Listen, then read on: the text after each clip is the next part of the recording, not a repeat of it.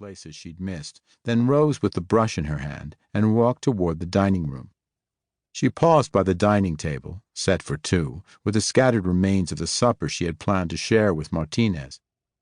She'd been picking at the food all night, as she'd paced and ground her teeth and replayed the evening in her mind. Bullet by bullet, drop by bloody drop. "You think Tirzah won't fight you?" Lamy had snarled. "And when Tirzah calls her husband to heel, what happens to Earth Girl's dreams then?"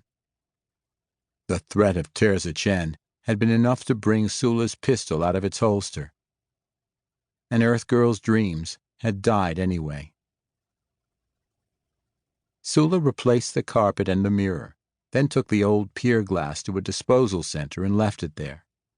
To prevent anyone from wondering why there were two bullet-sized holes in the glass, Sula smashed the mirror with the butt of her gun and left crystal shards strewn across the container floor.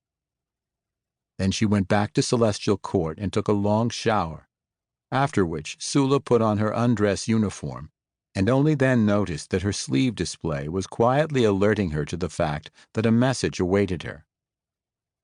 From the office of Fleet Commander Martinez. Well, here it was. She felt an invisible hand close on her throat, and the hand that triggered the display trembled. The message was in text, and was sent by Lalita Banerjee, one of Martinez's signals techs. Sula read the orders saying that she had been appointed Commander of Division 9 of the 4th Fleet. "Ah, ha," she said. Yesterday there hadn't been a Division 9.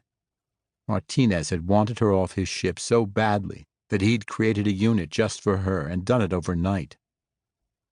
Further investigation showed that Division 9 wasn't much. Splendid was an elderly heavy cruiser, though rebuilt in the Naxid War, and Mentor was a fine modern frigate.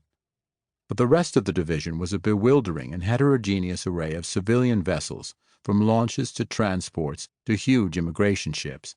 Apparently, Martinez was handing her every stray vessel in the Zarafan system that could be crewed by Terrans. Once she reread her orders, it all made sense.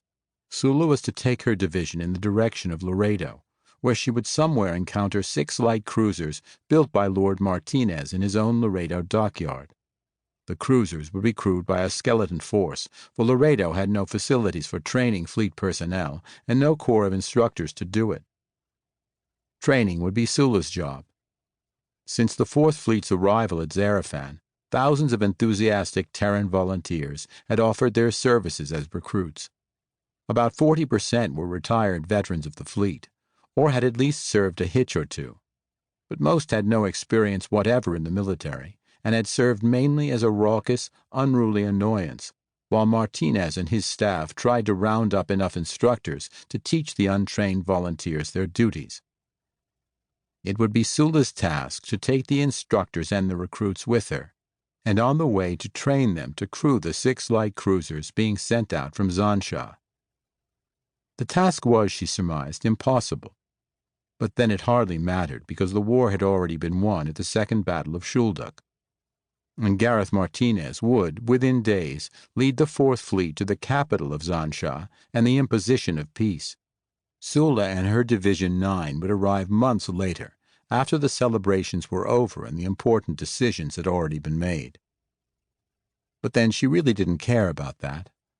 Let Martinez have the glory. Her war was already lost. Sula sat at the dining table and looked through her instructions again, while she nibbled at a piece of stale bread left on the table overnight.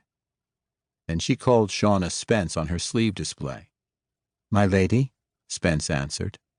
She was a straw-haired, pug-nosed engineer a few years older than Sula, and she had been detailed as one of Sula's orderlies since the Naxid War.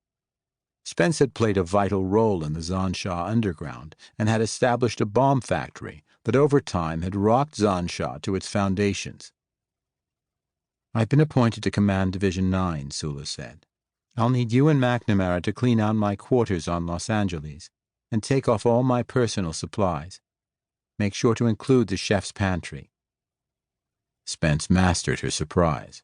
She knew about Sula's relationship with Martinez and, like Sula, like the whole fleet, had probably expected that Sula would remain aboard.